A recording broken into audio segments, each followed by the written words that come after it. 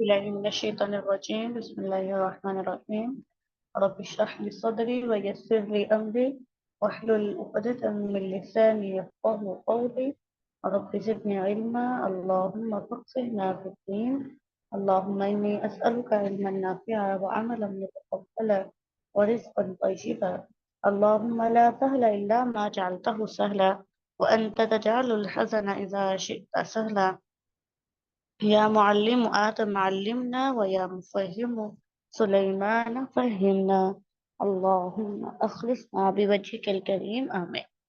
हमने ना पिछले हफ्ते अल्हम्दुलिल्लाह ताला मीम साकिन के कवायद पढ़ लिए थे, ऐसा ही किया था ना। उनकी हमने सादा सादा जो है ना वो प्रैक्टिस कर ली थी और हमने उसमें सिर्फ 3 ही बातें देखी थी। पहली बात ये थी कि अगर मीम साकिन के बाद मीम आ जाता है तो इदगाम में शफ़वी होगा,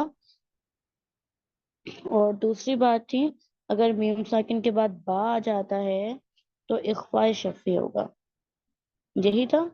और अगर कोई और हर्फ आ जाता है तो वहां पर इजहार शफ़वी होगा। तो आज हम जरा बुक से रीडिंग करते हैं, और बुक में जो साहिब किताब है वो छोटी छोटी मालूमात भी लिखता है, उसको थोड़ा अच्छे से बना के लिखने की कोशिश करते हैं। तो हम देखते हैं कि अब साहिब किताब क्या कहते हैं। अच्छा, उन्होंने ना यहाँ पे बात शुरू की है कि मीम की जब बात शुरू की है ना तो मीम को उन्होंने 2 हिस्सों में तकसीम कर दिया है। मीम मुशद्दद के बारे में भी बात करेंगे और मीम साकिन के बारे में भी करेंगे।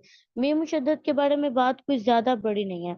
मीम मुशद्दद पर सिर्फ गुन्ना होता ही गुन्ना है, आप इसको छोड़ नहीं सकते, आपने गुन्ना करना ही करना है। जो हमारा मीम साकिन होता है इसमें मसला होता है, इसमें गुन्ना होता भी है, गुन्ना नहीं भी होता है, और इसकी फिर आपको पता है 3 शक्लें बन जाती हैं, इजहार, इदगाम, इख्फा। तो उन्होंने दोनों चीजों को साथ ही टॉपिक बना दिया है, मीम साकिन और मुशद्दद के कवायद। मीम साकिन और मुशद्दद के कवायद कहते हैं मीम जब मुशद्दद हो तो उसमें गुन्ना जरूरी है। सबसे पहले बात करनी शुरू की है तो मीम मुशद्दद की बात करते हैं कि मीम जब मुशद्दद हो तो उसमें गुन्ना जरूरी है। अब फौरी तौर पे ये सवाल पैदा होता है कि गुन्ना क्या होता है, तो खुद ही इस बात का जवाब देते हैं। नाक में आवाज ले जाने को गुन्ना कहते हैं। जैसे कभी आप पढ़ाते हैं ना बच्चों को, जैसे वो फाक के पेपर की तैयारी कराते हैं तो ये किताब भी शामिल है अंदर। तो बच्चों को ये भी सिखाएं कि जब पेपर हल करते हैं तो अच्छी प्रेजेंटेशन देते हैं। अच्छी प्रेजेंटेशन का मतलब है आपके पेपर पे अच्छी अच्छी प्यारी प्यारी हेडिंग्स होनी चाहिए। तो अगर आप हेडिंग लगाना चाहें तो यहाँ पे आप लगा सकते हैं ना कि मीम मुशद्दद का क्या कायदा है। मीम मुशद्दद का कायदा कि उसमें गुन्ना होता है जब भी वो मुशद्दद हो। इसी तरह फिर गुन्ना होता क्या है, गुन्ना की तारीफ यहाँ पे छोटी सी हेडिंग लिख सकती है। तो ऐसे भी पढ़ाने की कोशिश करें। बात समझ आ रही है? जी उस्ताद जी। अच्छा ठीक है। कहाँ पे पहुंच गए थे? ठीक है, गुन्ने की खुद ही तारीफ बयान करते हैं। गुन्ना जरूरी है, इसमें गुन्ने का लफ्ज इस्तेमाल किया था, तो कहते हैं नाक में आवाज ले जाने को गुन्ना कहते हैं। फिर ये कि गुन्ना होता कितनी देर है, गुन्ना की मिकदार 1 अलिफ के बराबर है। अब 1 अलिफ कैसे पता चलेगा, 1 अलिफ कितना होता है? तो इसके ऊपर उन्होंने खुद हाशिया लिखा है, सादा देसी तरीका। वो ये है कि अगर आप पता लगाना चाहते हैं कि 1 अलिफ की मिकदार कितनी है, तो आप अपनी फिंगर को एवरेज साइज में, जैसे हम हाथ हमारा होता है, उसको फोल्ड करें, बंद करें और फिर उसको आहिस्ता से खोलें। ये नहीं कि फट से खोल लें, ये भी नहीं कि बहुत स्लो करके खोलें, बस नॉर्मली जितनी देर में हमारा हाथ आमतौर पे खुल जाता है, तो इतनी देर जो है ना 1 अलिफ की मिकदार होती है। किताब में क्या लिखा है, कहते हैं 1 अलिफ की मिकदार मालूम करने का तरीका उलमाए तजवीद ने यूं बयान किया है कि खुली उंगली को मुतवस्सित तरीके से बंद करना और खोलना, ये महज एक अंदाजा है, मगर असल दारो मदार असातिज़ा से मशक करने पर है। ठीक है, जो उस्ताद जितनी देर प्रैक्टिस कराएगा वो असल मिकदार काउंट होगी। फिर उसकी मिसालें दे देते हैं, जैसे तुम, अन, अलम, वगैरह। आप लोगों का भी इम्तिहान हुआ था ना, तो आप लोगों ने, कुछ लोगों ने तो बहुत अच्छी माशाल्लाह से प्रेजेंटेशन के साथ पेपर दिया था, कुछ लोगों ने ऐसे ही लिख दिया था। तो ये भी देखें कि छोटे छोटे से टॉपिक्स के अंदर हेडिंग्स बना लें, मार्कर इस्तेमाल करें, अच्छा लिखें। फिर मीम मुशद्दद के बाद तो खत्म कर देते हैं और मीम साकिन पे आ जाते हैं। कहते हैं मीम साकिन के 3 कवायद हैं। कवायद का मतलब होता है पढ़ने के कानून।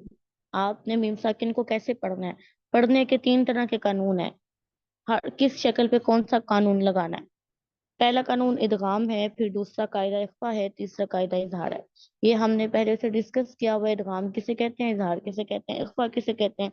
इदगाम का मतलब होता है एक हरफ को दूसरे हरफ में इस तरीके से दाखिल करना कि दोनों हर्फ एक साथ मुशद्दद अदा हों।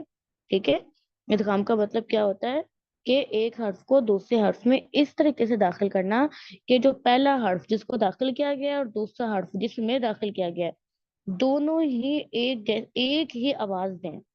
ठीक है, हालांकि पहले हरफ की अपनी आवाज है, दूसरे हरफ की अपनी आवाज है, लेकिन इदगाम में क्या होता है, पहला और दूसरा दोनों हुरूफ मिलकर ऐसे अदा होते हैं कि वो एक ही आवाज देते हैं।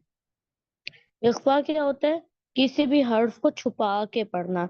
अब हम मीम साकिन की बात करें तो इसका मतलब यह है मीम साकिन की आवाज को छुपा कर पढ़ना। इजहार का मतलब क्या होता है, जाहिर करके पढ़ना, प्रोमिनेंट कर देना। जिस भी हर्फ पर आपने इजहार करना है, इजहार तभी होगा जब उस हर्फ की सारी सिफतें अदा होंगी। ठीक है, तो ये हमने हल्की हल्की इदगाम, इजहार और इख्फा की डेफिनेशंस देखी हैं।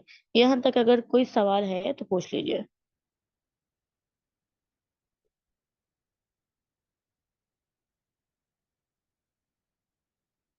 कोई सवाल नहीं है, सब चलो जी, समझ आ क्लियर। गया। जी। ठीक है, पता है, इस आसान है। चलिए फिर कहते हैं मीम साकिन के बाद, मीम साकिन के बाद अगर मीम मुतहरिक आ जाए तो वहां इदगाम होगा। ठीक है, मीम साकिन के बाद अगर मीम मुतहरिक आ जाए तो वहां इदगाम होगा। और फिर खुद ही इदगाम की डेफिनेशन बताते हैं। इदगाम होगा यानी इदगाम होने का मतलब क्या है कि दोनों मीमें एक हो जाएंगी। यानी कि इंसान के मुंह से 2 बार मीम की आवाज आनी चाहिए ना, तो एक बार ही आवाज आएगी। और ऐसी मीमें दो, मीमें दो मीमें एक होने का मतलब यह है कि दूसरी मीम मुशद्दद हो जाएगी। और जब मीम मुशद्दद हो जाएगी तो उसमें गुन्ना होगा। जैसे ये वाली मीम में होता है, ऊपर वाली मीम मुशद्दद बन जाएगी, मीम साकिन बदल कर मीम मुशद्दद बन जाएगा। और मीम मुशद्दद में तो गुन्ना लाजिम है ना, ये तो हमें मालूम है। फिर इसकी मिसालें बताते हैं, ये अब आप लोग जरा हिम्मत करें, बताएं, जरा एक्सप्लेन करें। नादिया, पहली मिसाल। शफकत। बाकी जो ऊपर किताब के लिखी हुई है ये वाली। हाँ, यही वाली मिसालें। अलैहिम मुक़्सदा। हाँ, गुन्ना भी करें ना, नाक में आवाज लेके जाए। अलैहिम मुक़्सदा। ठीक है, आपकी ना थोड़ी सी मिकदार ज्यादा ही होगी। चलिए मैं आपको बताती हूँ, ये वाला पढ़ के सुनाए। आ, ये वाली मिसाल पढ़े। कौन सी बजी? अगली। मैंने हाईलाइट मैंने हाईलाइट कर दी। जी। व अरुजुल व अरुजुलकुम मिन खिलाफ। खिलाफ, ठीक है, ज्यादा मुंह नहीं खोल। अच्छा, फिर कहते हैं ये तो मिसालें आपको क्लियर है, हमने इनको ढूंढा भी था। अब कहते हैं इस इदगाम को इदगाम सगीर मिसलाइन कहते हैं। ठीक है, इदगाम सगीर क्यों कहते हैं, क्योंकि मुदगम इसमें साकिन होता है, मीम साकिन साकिन होती है ना। इसको इदगाम सगीर क्यों कहते हैं, क्योंकि मुदगम साकिन होता है। और मिसलाइन क्यों कहते हैं, क्योंकि मुदगम और मुदगम फी एक जैसे ही हैं। यानी कि मुदगम भी मीम है और मुदगम फी भी मीम है, इसलिए इसको मिसलाइन कहते हैं। ठीक है, सगीर क्यों कहते हैं, क्योंकि मुदगम साकिन होता है। और मिसलाइन क्यों कहते हैं, क्योंकि मुदगम और मुदगम फी एक ही हर्फ है। मीम का खुद मीम में ही इदगाम है। चलो, ये बात समझ आ गई है। इदगाम शफी को इदगाम सगीर मिसलाइन क्यों कहते हैं। जी उस्ताद। जी जी बजी। अच्छा ठीक है, आगे आ जाए। कहते हैं इख्फा, मीम साकिन के बाद अगर बा आ जाए तो वहां इख्फा होगा। ठीक है, और इख्फा कैसे होगा, इख्फा माल गुन्ना होगा। मीम साकिन के बाद अगर बा आ जाए तो वहां इख्फा माल गुन्ना होगा। इस लाइन को अच्छे से याद कर लें। अगर ये लाइन याद होगी तो फिर हमें इख्फा करने का तरीका कार भी याद हो जाएगा।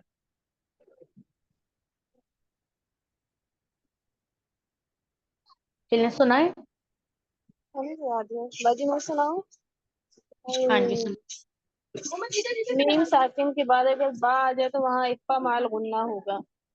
ٹھیک ہے شاباش. اوکے اور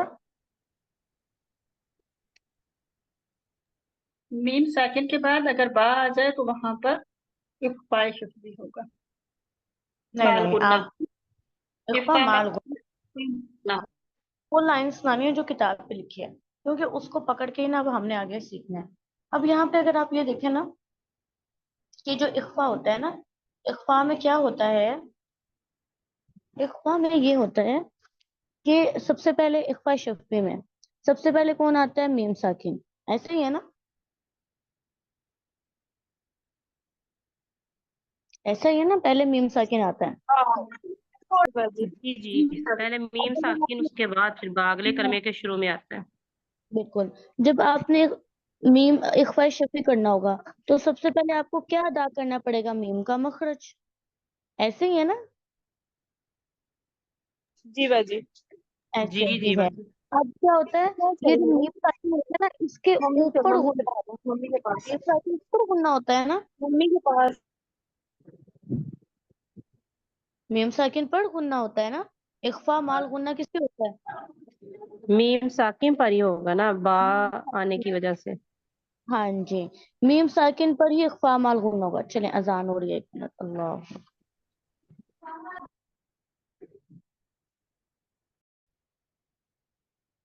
بسم اللہ الرحمن الرحیم.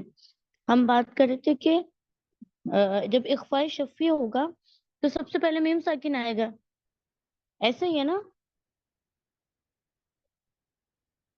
جی سر. ہاں جی میم جی ساکن جی. یعنی کہ ہمیں اخفاء شفوی کرنے کے لیے سب سے پہلے میم کا مخرج سیدھا کرنا پڑے گا اپنا. ٹھیک ہے. اچھا پھر کیا ہوگا کہ میم ساکن پر اخفا مع غنہ ہوگا تو آپ کو کیا کرنا پڑے گا کہ اخفا کرنے کے لیے میم کو چھپانے کے لیے میم کے مخرج پر اپنی گرپ کو ذرا ہلکا رکھنا پڑے گا. کیا کرنا پڑے گا میم کے مخرج پر اپنی گرپ کو ہلکا رکھنا پڑے گا. ہلکا. آپ نے ہونٹوں کو سختی سے بند نہیں کرنا ہے. اگر آپ ہونٹوں کو ذرا دبا کے بند کریں گے تو آپ کا اخفا ادا نہیں ہوگا. ٹھیک ہے. تو آپ نے ہلکا سا ہونٹوں میں ایسے کرنا ہے جیسے ایک پیپر گزار سکیں آپ ہونٹوں میں سے نا اتنی سی ہلکا سا گیپ دینا ہے ہلکا سا تو یہ اخفا ہو جائے گا. ٹھیک ہے. میم ادا ہو گیا. میم کے اوپر اخفا کرنے کا طریقہ بھی آ گیا. اب اخفا ہوگا اخفا مال غنہ تو آپ کو کیا کرنا پڑے گا آپ کو خیشوم میں آواز لے کر جانی پڑے گی. غنہ ادا کرنے کے لیے کہاں جانا پڑے گا خشوم میں آواز لے کے جانی پڑے گی. ہاں. اب اس کے بعد میم کے فوری بعد کیا آتا ہے میم ساکن کے بعد آتی ہے ہماری با. تو آپ ہاں. کو پھر با کو اب ہم نے میم پر اپنی گریپ کو ویک کر دیا تھا نا با کو سختی سے ساتھ ملائیں گے. ہاں تو یہاں پہ یاد رکھنا ہے کہ میم کے اوپر تو ہمارا بڑا ویک سی گریپ ہوئی ہوگی تو با کو پھر ادا کرنے کے لیے ذرا آپ کو دوبارہ سے نئی ہمت کے ساتھ مضبوطی سے مخرج پڑھنا پڑے گا. اب یہ ہماری ترتیب ہو گئی ہے. اب ہم اس کو دیکھتے ہیں ذرا کتاب سے صاحب کتاب نے طریقہ کار کیا لکھا ہے. ٹھیک ہے. ہم اس کو ریڈ کر دیتے ہیں لیکن جو ترتیب ہے نا اس کو ہم ایسے ہی رہنے دیتے ہیں. پہلے کیا ہوگا میم ادا کرتے وقت دونوں ہونٹوں کی اچھا خشکی. ہاں وہ یہی بات اس کو ترتیب سے لکھتے ہیں. کہتے ہیں پہلے میم آتا ہے نا تو میم کا مخرج لکھتے ہیں. اس میم کو ادا کرتے وقت اس میم کو کس کو میم ساکن کو دونوں ہونٹوں کے خشکی کے حصے کو بہت نرمی کے ساتھ ملا کر اب دیکھیں جو انہوں نے یہ بات کی نا کہ خشکی کے حصے کو ملائیں تو یہ کیوں کیونکہ میم ساکن کو ادا کرنا ہے. نرمی سے کیوں کیونکہ ہم نے اخفا ادا کرنا ہے.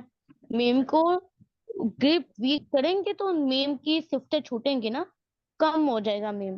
پھر کیا کہتے ہیں پھر ہم نے غنہ ادا کرنا تھا نا تو غنے کا مخرج لکھتے ہیں. غنے کی صفت ادا کرنی ہے بقدر ایک الف بڑھا کر خیشوم سے ادا کیا جائے. غنہ کا مخرج بھی لکھ رہے ہیں اور غنے کی مقدار بھی لکھ رہے ہیں. اس کو ہم پتہ ہے کیوں اتنا کھول کھول کے پڑھ رہے ہیں کیونکہ جب ہم اس کی لرننگ کرتے ہیں نا اس کو زبانی ہم جب میمورائز کرتے ہیں تو پھر ہمیں لائنیں بھول جاتی ہیں. ایسے ہوتا ہے کہ نہیں ہوتا ہے. میرے ساتھ تو جی ایسا جی ہوتا ہے کہ بالکل لائنیں بھول جاتی ایسا ہیں. ہوتا ہے. اگر آپ اس کو ہاں اگر آپ اس کو ترتیب سے یاد کریں گے نا کہ پہلے آپ نے میم کا مخرج لکھنا ہے، اس میں آپ نے نرمی ضرور لکھنا ہے کیونکہ آپ نے اخفا کا بتانا ہے، پھر غنہ ادا ہوگا اخفا مال غنہ، تو پھر آپ نے غنہ لکھنا ہے کہ غنے کی صفت بقدر ایک الف بڑھا کر خشوم سے ادا کیا جائے، اور جو نرمی کی وجہ سے آپ نے میم کے مخرج میں جو نرمی پیدا کی تھی اس کی وجہ سے اب آپ کو ضروری ہو گیا کہ آپ یہ بتائیں کہ سختی سے بام پڑھنے ہیں۔ پہلے با کا مخرج لکھیں گے، ہونٹوں کے کھلنے سے پہلے ہی دونوں ہونٹوں کے تڑی پلے حصے کو سختی سے ملا کر با ادا کیا جائے۔ یہ طریقہ کار ویسے میں نے سمجھا دیا ہے، لیکن اگر آپ کو لگا ہے ہم نے تیز بات کی ہے یا بات سمجھ نہیں آئی ہے تو پھر دوبارہ پوچھ لیں۔ جی بجی سمجھ آ گئی ہے۔ سمجھ آ گئی ہے؟ باجی سمجھ تو آ گئی ہے، لیکن ہماری میم آپ تھوڑا سا اس کو بول کے بتائیں، پڑھ کے بتائیں۔ علیکم بوکیل وما هم بمؤمنین۔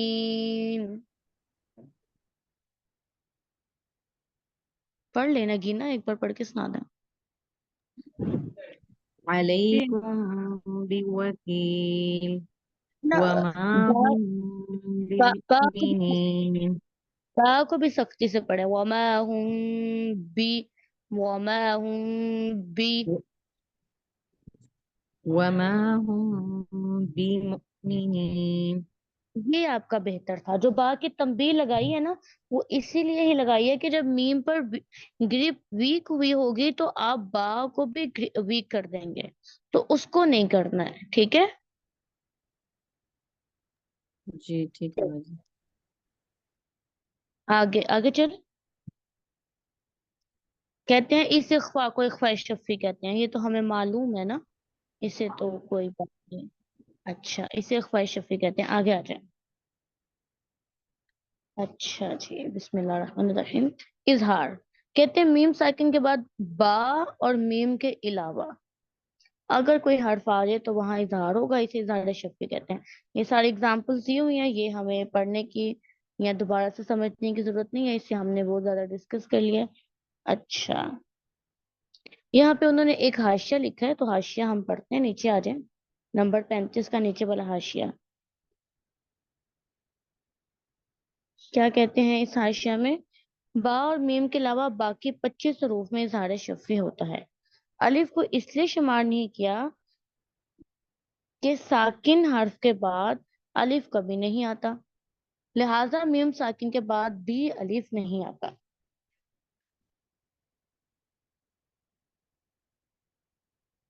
تک ہو گیا؟ جی جی چل، باجی۔ ربنا تقبل منا انك انت السميع العليم وتب علينا انك انت التواب الرحيم سبحانك اللهم وبحمدك نشهد ان لا اله الا انت نستغفرك ونتوب اليك۔ السلام علیکم ورحمۃ اللہ وبرکاتہ۔ وعلیکم